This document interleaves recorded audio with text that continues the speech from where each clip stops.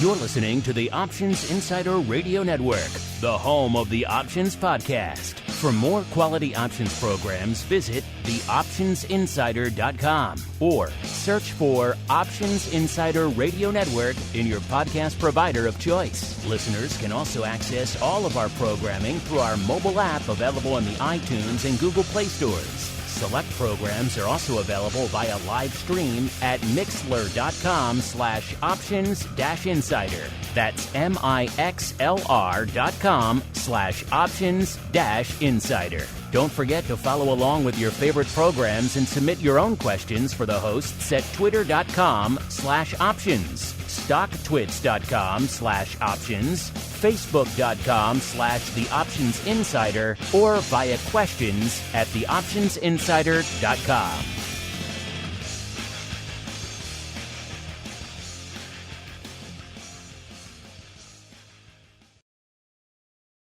You wanted it, you got it. A radio program that helps teach you options trading inside and out, basic to complex. This is Options Bootcamp. Whether you want to learn how to protect your portfolio, generate income, or even become a master of volatility, the Options Bootcamp drill instructors will break it all down for you.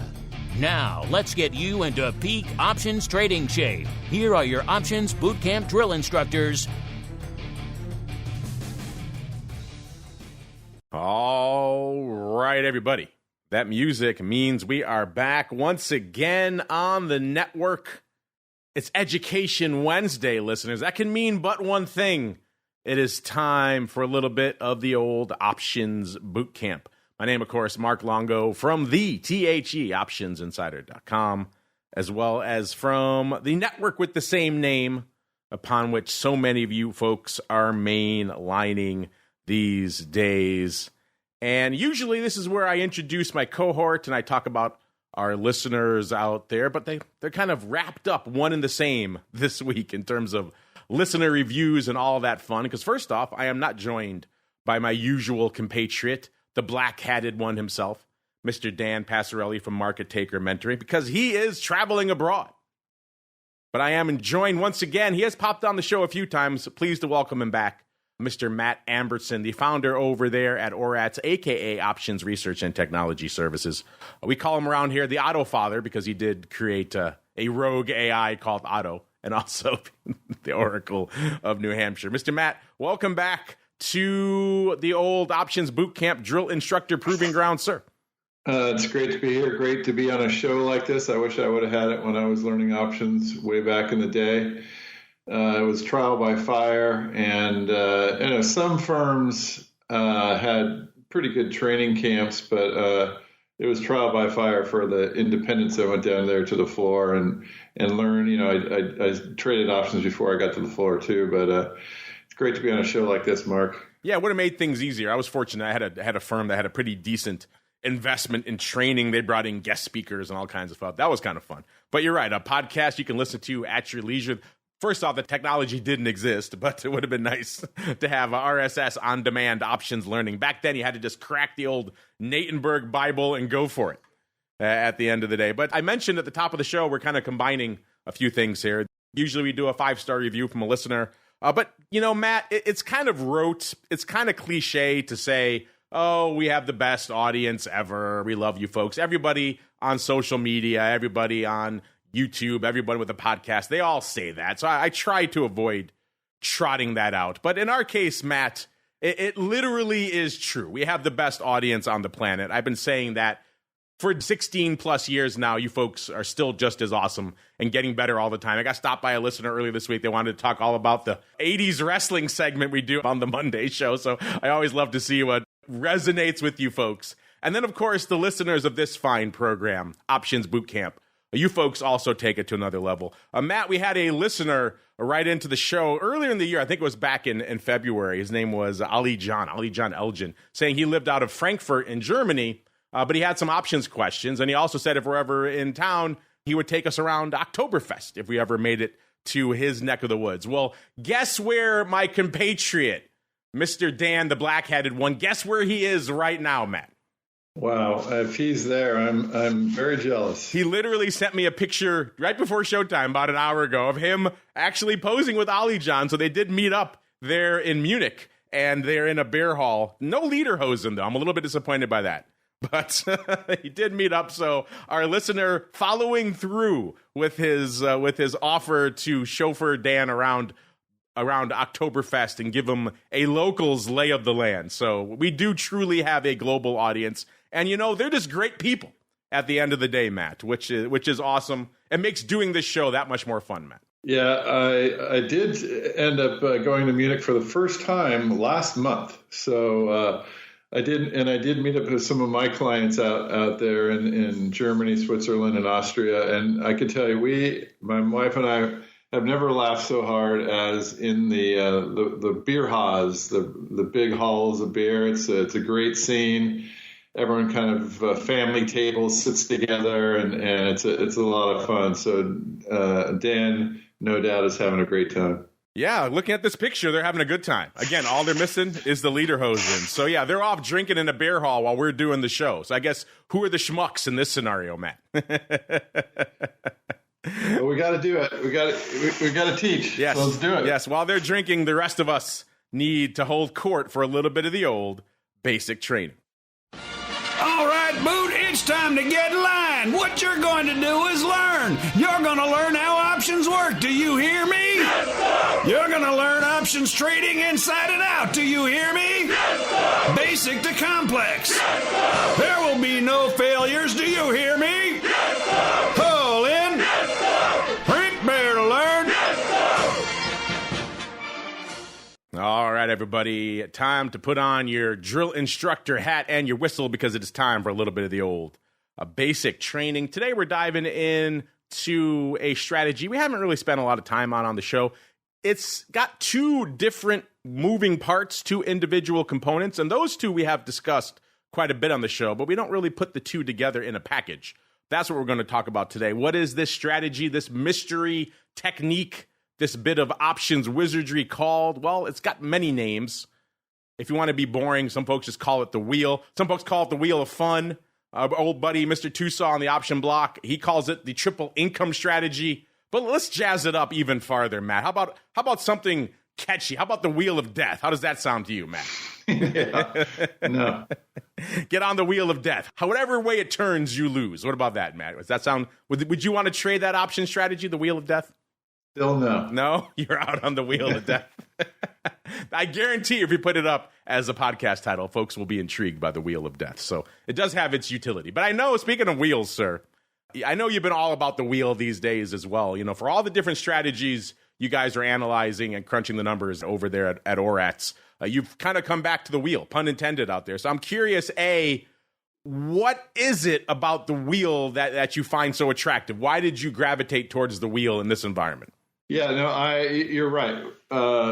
So what we did is we started back testing it now. We've got the back tester to a point where we could handle it. It's pretty complex. I mean, it may not sound too complex, but there are a few moving parts that you have to do in order to back test it. So we started back testing it. And then I kind of came up with my own flavor. At least I call it my own. It's, being an old market maker, I never like to be short naked puts. So I do a put diagonal for a credit. So I'm essentially selling a pretty meaty put, buying a farther dated, smaller put.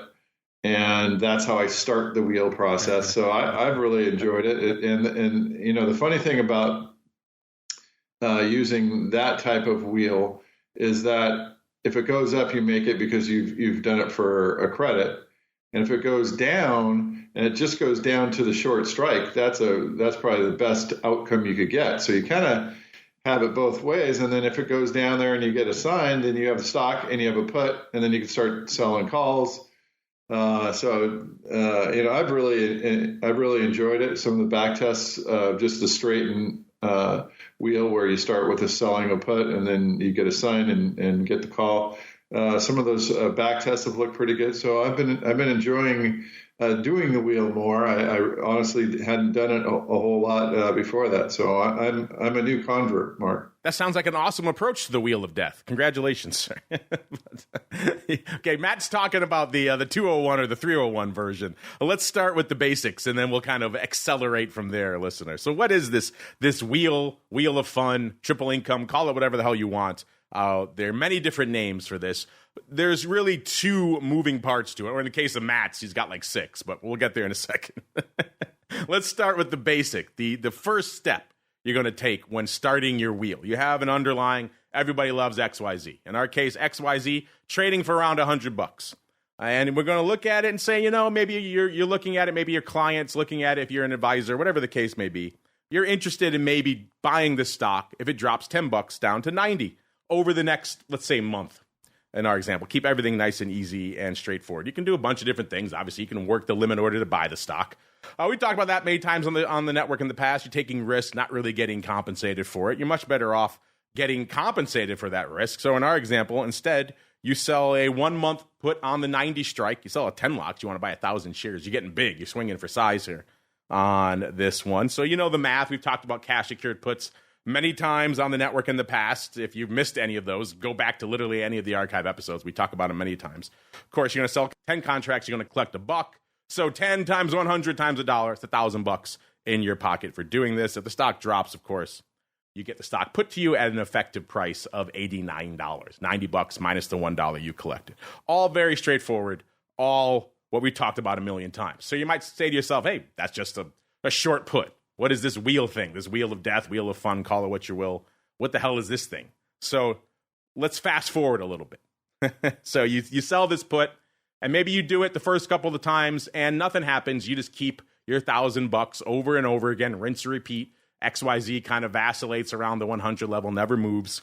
So that's not a bad outcome. You're getting paid for that. It's a nice little income stream you've created. Now let's say maybe a couple of months in, XYZ hasn't really moved. You sell that same put again for the same level, and now the stock drops. Now the stock drops to below 90 at expiration. So you get the stock put to you right around 90. Let's say, for sake of our example, the stock's hovering right around 90. Just crosses it just enough to get those puts auto-exercised, which is, again, a great deal because you sold that put for $1, so you bought it for 89. Now you own the stock. It's hovering around 90 along 1,000 shares. Now you have some questions to answer for yourself. What do you want to do with this thing? And now if you put this on with the intention of maybe wheeling it to begin with, the answer is, you know what? I might want to wheel to get back out of it. And that's where the second leg, the other half of the wheel, really comes around. You look back at the stock and say, you know what? If it rallies back up to where it was, back up to $100, I wouldn't mind letting the stock go again. So in our example, you now turn around and you sell a covered call at the 100 strike. In our example, you get $1 again. So it's pretty much the exact same trade. You collect $1,000, stock's hanging out at $90, and now a couple of things could happen. The stock languishes around 90, or maybe it drops below 90 and continues to drop at expiration. Well, guess what? You're not getting the stock called away, and you're going to keep the $1 or $1,000, and you're free to rinse and repeat and do this strategy again month after month at whatever level you're comfortable with, depending on where the stock is around expiration. Or the stock rallies over 100 by expiration. Now, guess what? You're selling your stock at an effective price of 101 because you collected $1 for it. So you did it on 1,000 shares. So you're doing a 10 lot. So you're making $11,000 in this example. So you got 10,000 from the appreciation on the stock, 10 points on 1,000 shares. And then, of course, the extra $1,000 kicker on the wheel. And now what happens at the end of 2 months? You're now flat again. You have no position. You have this nice little chunk of change in your back pocket that you've made here. And now you've wheeled out of it. And the trade can be done. You could move on to other underlyings, or you could decide, you know what, I like that. I think this name maybe is a little bit range bound for the future. Maybe I want to dive in and wheel again. So it's up to you. You can rinse and repeat. You could roll on, pun intended, again, with the wheel. That's why a lot of people like this strategy. It's relatively finite in nature. It allows you to have a lot of flexibility on both the entry point and the exit point. It really is conducive to the way a lot of people like to approach using options in conjunction with stock. All right, so there's your basic setup for the wheel. But as you heard Mr. Matt allude to at the onset of this segment there, he's turning it up a notch. He's turning it up to 11. So now, Mr. Matt, I kind of broke down the basic version, selling an out-of-the-money put, getting the stock put to you, turning around, selling the out-of-the-money call, getting the stock taken away. That's your basic flavor of the wheel. But you're jazzing it up a little bit. Walk us through your version and why you decided to add these upgrades. Yeah, well, first of all, that is the way to do it, and we've back tested a bunch just of the normal straightforward wheel strategy. So what we do is we set up the put, so the put gets a delta, and then we also back test the call kind of separately, or as a team, I guess. But so there's all these teams that we back test. So you might have a 45-day short put that's 10 delta, and then if it gets put to you, then you might sell a 30 days to expiration 40 delta call. So we've tested all those variations, and what we tend to find is that the more out of the money put from a risk return basis, the out of the money put's better. And then the call is probably more in the money. So once you get the stock, be a little bit more aggressive on the call. So that's what we've kind of found in the testing. I'll just, and that's SPY. We have some other symbols as well. So, again, I think that's all well and good, but I don't like drawdowns like that. I don't like being short. Anything could happen in the market. As a market maker and someone that's been in the financial markets for longer than I'd like to admit, anything could happen out there. A lot of people trading in the market have never even seen a savage bear market. So I hate being short puts. So I added a farther out of the money long put, and still doing it for a credit, enough of a credit to make a difference. And but now I have protection, and like I said, if it goes up, if it goes down, either way is kind of fine with me, because with a put calendar, or in this case a put diagonal, if it goes down to that short strike and expires there, if it goes there, that's the best. If it keeps going down, of course, then you might want to think about managing it, or just accept the stock. There, you have a put, right? So if it goes wildly down, you have that decision to make now. So you might have two puts in the money. One still has some time to expiration. So that's been it takes the stress out for me. As you get older, and I've spent a lot of my trading stress on the floor. So I like to have it less stress. And, definitely in the last, couple of weeks, as the markets come down, that strategy hasn't been that great, but it's been much better than just short a put for, or cash secured put. I don't like that terminology necessarily, but I'm just looking over. I have 2, 4, 6, 8, 10, 12, 14, maybe 20 stocks I have with this strategy. I like to diversify stocks because, I like to diversify because, you never know what's going to happen with one and just holding one. But I'm actually up today with the market down, I don't know, about 0.5%. So, some of these still could do well. So those are the reasons that I've chosen a slightly different wheel strategy. First, seeing that the wheel can work in just straight back tests, and then throwing a kicker on there, and then I haven't it's been kind of a new thing for us. We just started the wheel a few months ago, so I haven't been assigned yet. So I'm still waiting for that. So those are the reasons, Mark. Interesting stuff. In your analysis, does let's call it the upgraded version, your 2.0 wheel of death, does it outperform the traditional, or is it more, I know you like to talk about Sharp and Sortino and kind of the risk-adjusted basis. Is it more along the lines of what you mentioned, kind of a little bit more ease of sleeping at night, sir? Yeah, I mean, honestly, we haven't.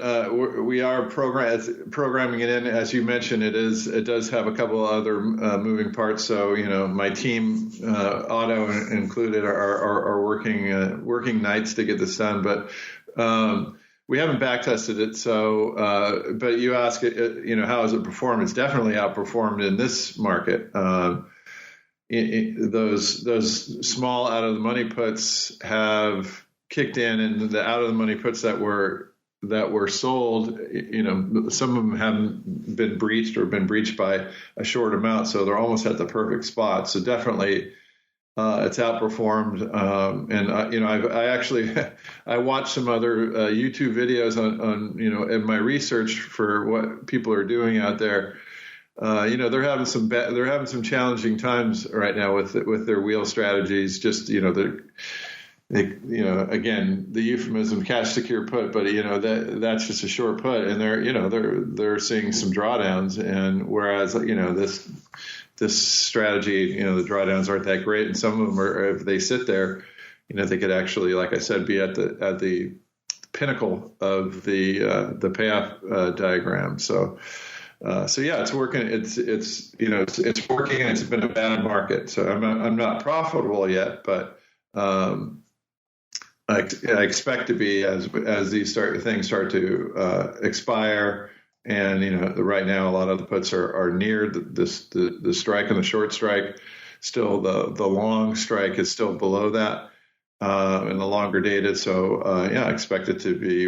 And like I said, I started them all for credits. So I have the credit, and then I have the decay now, and we'll see. We'll see how things transpire, Mark. But Matt, it's a cash secured put. What can go wrong? It sounds so safe. Yeah, exactly. And cash doesn't have any curvature to it, unfortunately. But yeah, I've never liked that terminology. I remember when people started talking about that. I'm just like, come on, guys. But me, Mark. I've been bearish the market for a while, and so this is kind of my long that I hold against some of my out of the money put calendars. And so the whole thing's working. Let's just say.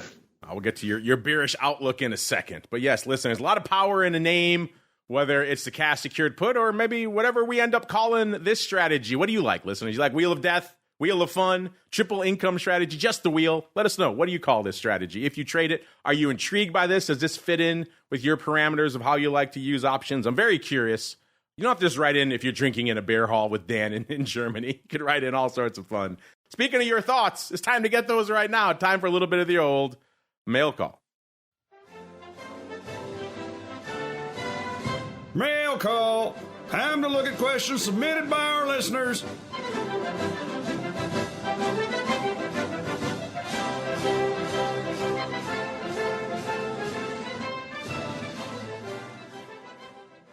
All right, everybody.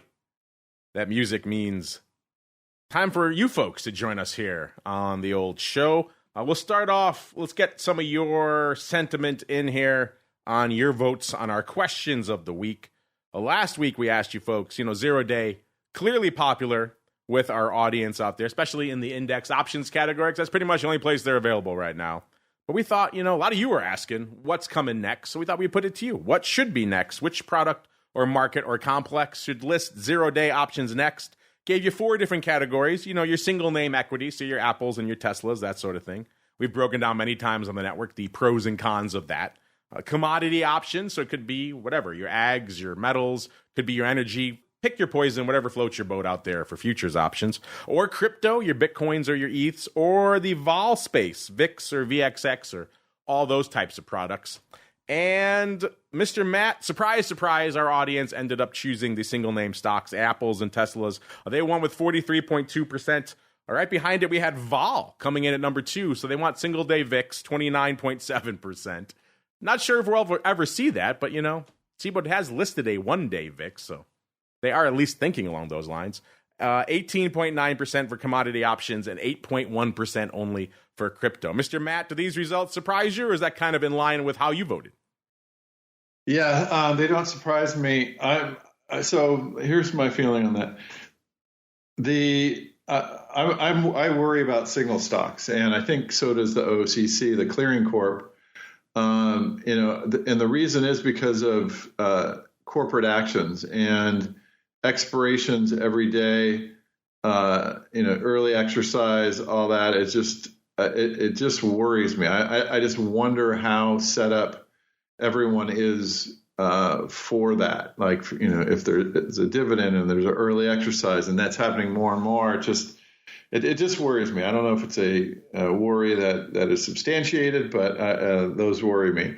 I think they should do more of the ETFs and all that, and single stocks should be late, just to make sure they got all the kinks out. So not surprised.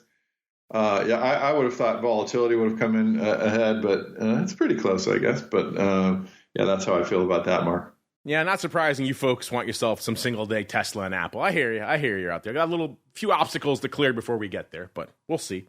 Let's go to this week's question of the week, Matt. This is right up your alley, right along the lines of what you were just talking about with your overall bearish sentiment. We thought, we've seen a little red on the screens lately. I'm not sure. We had green earlier, now we're back to red again on the screens again today. So S&P, as we're recording this, listeners, back below the 4,300 level, right around 42.5 as we're recording this again. So giving up roughly 300 handles from the highs around 45.5, just recent highs, not, of course, all-time highs. But intriguing stuff out here. Let's get out to some of your sentiment. We said, we've seen a little red on the screen lately, so it's a good time to come back in and gauge your broad market sentiment. Quite simply, where are you comfortable buying into or buying more if you already have some in your back pocket? Where are you comfortable buying more, averaging back in to SPX right now? And when we posted this, we were north of 4,300. Actually around 43.5, I think, when we posted this. So we've already given up 100 handles from there. But 4,300 to 43.5, so we're right around where we posted it. Or a little lower, 4,200, so below 4,200 actually. Or even lower, so you wait until we break 4,000 before you start buying back in. Or you're coming for beer, you're saying, you know what, I'm loaded for beer, I want this, I want more downside. We're going to go back below our recent lows back from last year. So below the 2022 low, which was a little bit below the 3,600 level. So, Mr. Matt, I know which way you're leaning. You got a big check mark at that, the bottom one there. But if you want to expand on that, have at it. But B, more importantly, which way do you think our audience is going? I mean, you know me, Mark. I was calling 3,000 before 5,000, so we're getting closer to the middle. I think I don't know. I mean, I think the audience, how are they going to lean? Let me just think here. I mean, the best bet is here, and your audience seems smart. I bet you the fewest is where I am, under 3,600. But so that's how I'm gonna stay. And I bet the audience is here, and below 3,600 is mine. All right, let's find out. They are the ultimate arbiters of all things at the end of the day, Mr. Matt. And our audience, they're choosing a little lower. They're saying they're not getting back in till below 4,200, Matt. Right now, that's winning the dance with 45.7% of the vote. Even lower, so you're waiting until we're back below 4,000. That's 21.7% of you. Mr. Matt, your 3,000 before 5,000 crowd actually having a fair showing, 19.6%. Coming in third, saying they're waiting till it's back below the 2022 lows of 3,600. So you're not quite as out there as it might sound, Matt. And then bringing up the rear actually is right here, 4,300 to 43.5. Nobody wants that. I think a little bit of recency bias there. They can get it 100 handles lower. But intriguing stuff out there, listeners. You can vote, of course, at Options on Twitter is the place to go to make your voice heard. That will run throughout the rest of the week. We know a lot of you are coming in many months, if not years, down the road. We welcome all of you folks as well. Of course, there will be a different question of the week. That's why you got to follow us at Options. New one every week over there. You folks can chime in and see what the rest of our audience is thinking on a whole variety of fun topics over there. Speaking of your thoughts on a variety of topics, Mr. Matt, we've had an interesting ongoing discussion here. We had an episode a few months back, I think it was back in July, where we kind of broke down the different offerings that are available for options traders in the volatility space, and then some of the strategies that are very popular out there, including a lot of the popular erosion trade that you and I have talked about many times on Volatility Views, and a lot of people use products like VXX and UVXY and UVIX to try to capture out there. Well, our listeners like that, including this one listener, Theta Noob. He wrote in back earlier this month saying the episode you did back in July about VIX products, that prompted him to look into it a little more, and he decided to test out. He's doing his own little back test, Matt. He's testing a leap put in UVXY and managing with a front expiration short put. So he's actually legging into it wasn't quite a 1 year. I think it was June and January. So it was a little under a year on the longer end of the calendar. And then the short end was a few months out, obviously, on the Jan front. And I think he did it around the 14 strike, wherever UVXY was at the time. And he wanted to ask our thoughts. And we kind of chimed in back then. I kind of told him I'm a little bit more reticent on those strategies than I was in the past. The early days of vol views, you can pick your poison, whatever it was. VXX was the most popular vehicle to do it, but UVXY came on the scene. It was pretty popular, a little less so now because it's been neutered, of course, from a leverage perspective. Now they have UVIX, but there was a very great set it and forget it trade. You buy a 1 year output, usually in the Jan expiration cycle, in any of those. VXX, UVXY, UVIX is a newer addition. So maybe I shouldn't lump that in. That's a more recent addition. But any of those kind of eroding products, and you did pretty well. It was one of the closest things to a set it and forget it trade that I saw out there in the market. And then a couple of things started happening, which made me a little bit more reticent to recommend it to people like Data Noob. Was that people started picking up on this, so that trade started to get a little bit more crowded. The market makers are not idiots. They saw everybody and their mother buying Jan expiration and other longer-term out-of-the-money puts and products like VXX. So they started jacking up the vol. So those puts got more expensive. The profit potential of those trades got a little bit lower. And also, I saw more than a few examples of times when these trades really worked out, and a lot of them were long-term because we would track them on shows like VolViews, when they opened them, when they took them off. And they would put on a put in, let's say, VXX or whatever, UVXY, and it would work out, and those products would erode predictably throughout the year. And then we come out of December, we get into January, and we're coming up on expiration. This trade looks like a home run, and then something crazy happens in January. Could be Putin rolls into Crimea. Look at the just recent history, how many things we've had crazy pop off in January. That pops vol in that month completely destroys any profit on the trade. Sometimes it happens with just a few days to go. I refer to these products now as heartbreakers, and really for that reason, I've seen a lot of OI go to die on the put wings in these names. So that's another reason why I'm a little bit reticent to recommend these longer-term downside trades, because I've seen them go badly right at the tail end. So if you are going to do this, you have to be judicious and probably take it off maybe a little bit before. Might want to hold it on to capture the last, 30 cents or whatever's left of that put, but past his prologue, you want to take it off a little bit earlier. Well, he wrote in to say, thanks for the feedback. Well, first off, we mentioned he should listen to VolViews. He said, I'll only listen to it if Mark Longo is hosting. I can't afford to fall asleep while I'm driving if it's not someone exciting like Mark or Dan. So, well, first off, you'll be good there to noob because I do host VolViews, even though I think all of our shows are exciting. But hey, they're all my children. I can't pick. But he wrote back, Matt, to say, I appreciate your feedback. He ended up punting on the short put, and it's now just a 15-11 put diagonal. He actually had a SEP put. I take it back. He was short a SEP put, so it was he was rolling a weekly or even monthly put out there. He rolled it to Jan, and now it's a 15-11 put diagonal. June, Jan, 15-11 put spread out there.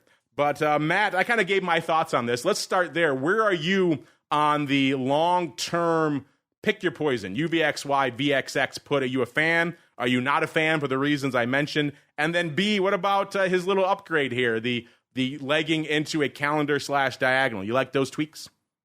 Yeah. So, the longer term, if you look at you're trying to profit on the roll down.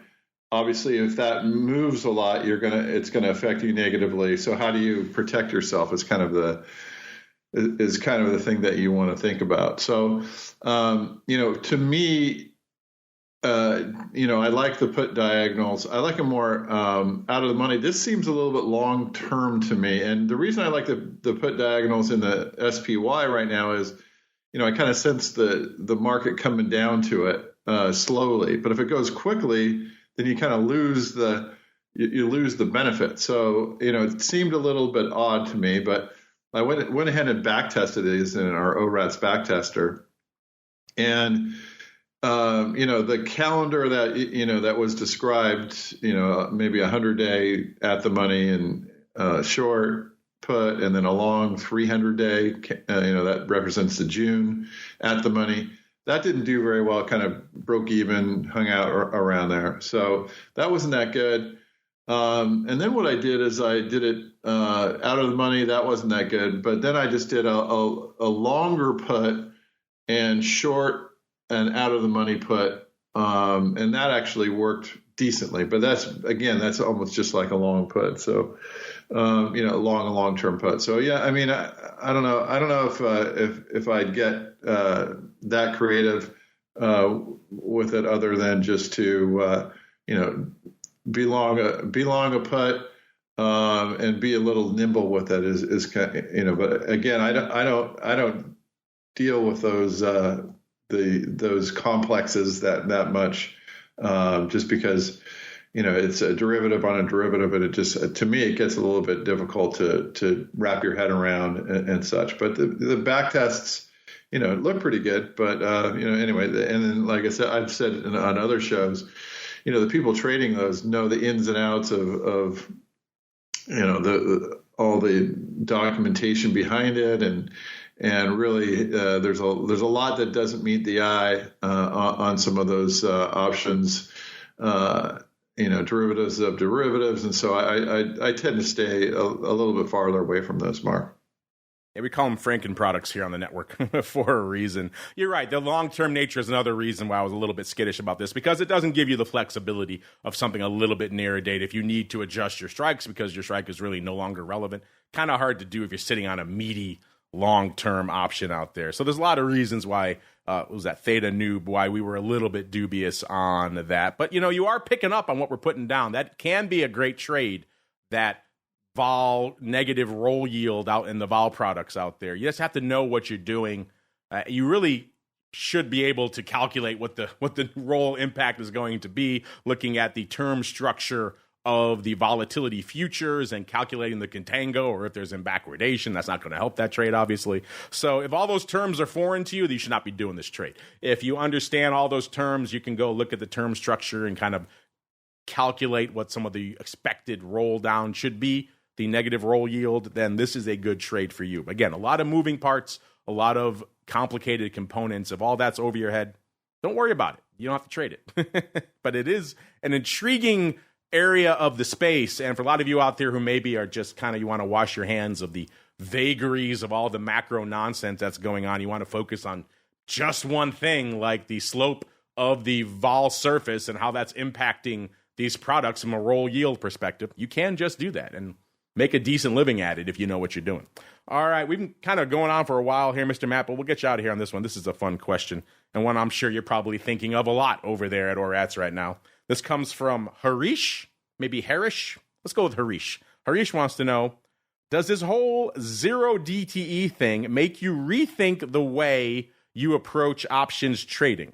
So many of the popular strategies were never designed with such a short-term time horizon in mind. And Mr. Matt, you are the poster child for this. Was it the last time you were on with me? Was it on our pro side? It was on Options Oddities, right? Where you hit that jackpot on that fly on the FBX, right? And you went crazy like you hit a lotto on the show, which I get it. You kind of did.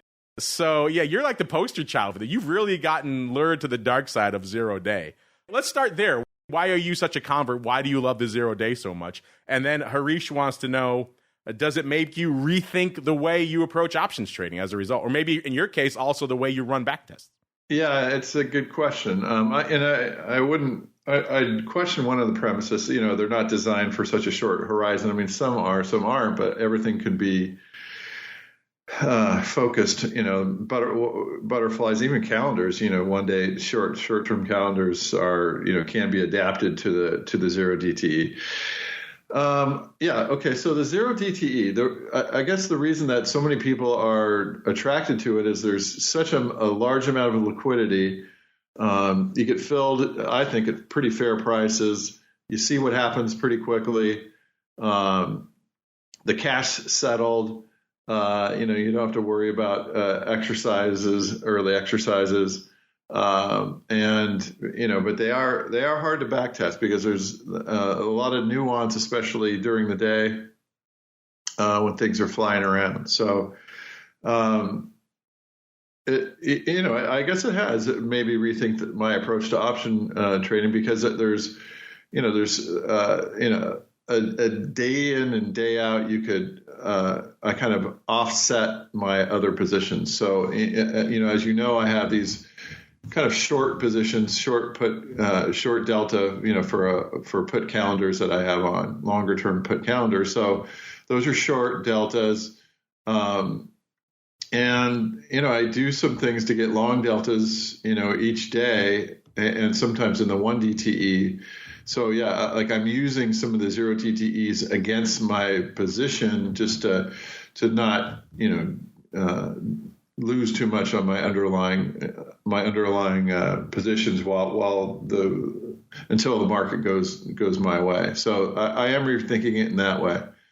And it is, and we've adapted a lot of our systems in order to capture the data for the back testing. So we're putting signals together. We're doing a lot of things that you need to do, because it really is the way I look at 0 DTEs. It's just like regular trading, but it's just focused in a shorter time frame. I think it's very important. I think it's very useful. I think it's actually a benefit for the overall market.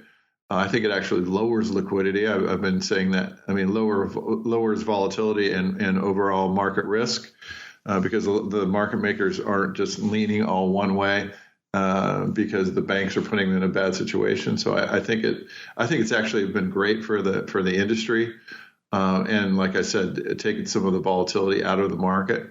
And yeah, I mean, I think it makes the popular strategies part not being designed. I mean, I think you need to adapt those strategies to a shorter time frame, and they could all work, like shorter calendars, shorter butterfly, shorter verticals. All those can be adapted to a shorter time frame. So it's a good question, and yeah, that's the best I could do on that answer to that, Mark. Well, Mr. Matt, that music means we've come to the end. Man, we packed a lot of living into the show today, sir. We started off in the bear halls of Germany. Then we got into the old wheel of death. Then we touched on some long-term UVXY put/diagonal/put spreads, and we ended it up on 0 DTE. I think we touched on all the hot-button issues in the world of options today, Mr. Matt. So congratulations. Well done, sir. Yeah, that was a lot of fun. As always, great questions. I did think of another thing for the wheel strategy. One of the things that I do is you want to try to identify stocks that you want to own. So what I do is we have a stock scanner that ties into our option scanner, and that ties and our option scanner does these kind of hard to find diagonals that aren't too wide and that still have a credit for you. So I should mention that I like to find dividend paying, low beta. So it means it doesn't move so much with the market stock. So I just thought of that, and I wanted to get that across to your listeners, Mark. An important addendum, sir. And if folks want to play around with your tools for themselves, maybe they might have some questions they want to send Otto's way. Where should they go? What should they do, Mr. Matt? Yeah, orats.com. My email, matt@orats. Feel free to reach out. I mean, we're going to have some exciting stuff, Mark. We have a market intelligence coming out with you could drill down to all the big trades during the day, and you could see the history of it, or the minute-by-minute history of these trades. It's really been fun to test out, so that's going to be our new thing. We're always adding new tools, and that's going to be the latest. We're going to get, before the year's done, 1 billion back tests, so they're pre-canned, so you could just go in and search through them. That's going to be a lot of fun. So there's a ton of stuff over there. orats.com. Always looking for people to come in and kick the tires and let us know how they like the products. And it'd be great to get some of the people from your fine station over there, Mark. There you go, listeners. If you have questions about all the stuff we were just talking about, maybe you want to back test those UVXY puts yourself, or you want to back test your own wheel of death, or do any of a million, or as Matt puts it, 1 billion potential back tests on whatever strategy floats your boat. One place to go, ORATS, ORATS.com. The place to go. Give Matt a follow on Twitter while you're at it as well. Always tweeting out some interesting factoids and data about the options market. You can find him at Option Rats, all one word, on Twitter. And of course, you know where to go. He's off drinking in Munich right now, but he'll be back next week. And you can hit him up over there with your usual questions and mentoring and all sorts of other fun. Market Taker, 2 T's in a row.com, the place to go for all the goodies Dan's got in store for you. That's going to do it for us on the network today. Back again tomorrow with our doubleheader. We'll be back with the option block with our buddy the Flow Master and our friends from SIBO over there. Then after that, for This Week in Futures Options with our friends over there from CME. Then back again on Friday. If you like all the stuff we were talking about, UVXY puts, VXX, VIX, all that stuff, we have a whole show about that. It's called Volatility Views. It's on every Friday, noon Central, 1 p.m. Eastern. Of course, the live is for the pro folks, which I got so busy at the top of the show I didn't even mention. If you want to get access to all those shows live, get access to the awesome pro Q&As, of which Matt has been on in the past, and others, of course, giveaways, all sorts of fun. We're coming up. Actually, it's the end of the month, so we're coming up on the September Pro Trading Crate giveaway, so get in there. Get your name in the hat. Only one place to do that, theoptionsinsider.com/pro, the place to go to get all that awesome content. And, of course, you should be listening to the full network if you're not already. That's where you're going to get Vol Views. You can find that on any podcast platform under the sun, and a lot that aren't podcast platforms, like Audible or YouTube, or pick your poison out there. If it plays audio, it's probably got our network, so check it out there. Of course, back again throughout the rest of the week with all of our usual array of content. Dan will be back from Munich, sober or not, I don't know. I can't speak to that. But he'll be back on the show next Education Wednesday, another episode of Options Boot Camp. Stay safe out there, everybody. You're listening to the Options Insider Radio Network, the home of the Options Podcast. For more quality options programs, visit theoptionsinsider.com or search for Options Insider Radio Network in your podcast provider of choice. Listeners can also access all of our programming through our mobile app available in the iTunes and Google Play stores. Select programs are also available via live stream at mixlr.com/options-insider. That's mixlr.com/options-insider. Don't forget to follow along with your favorite programs and submit your own questions for the hosts at twitter.com/options, stocktwits.com/options, facebook.com/theoptionsinsider, or via questions at theoptionsinsider.com.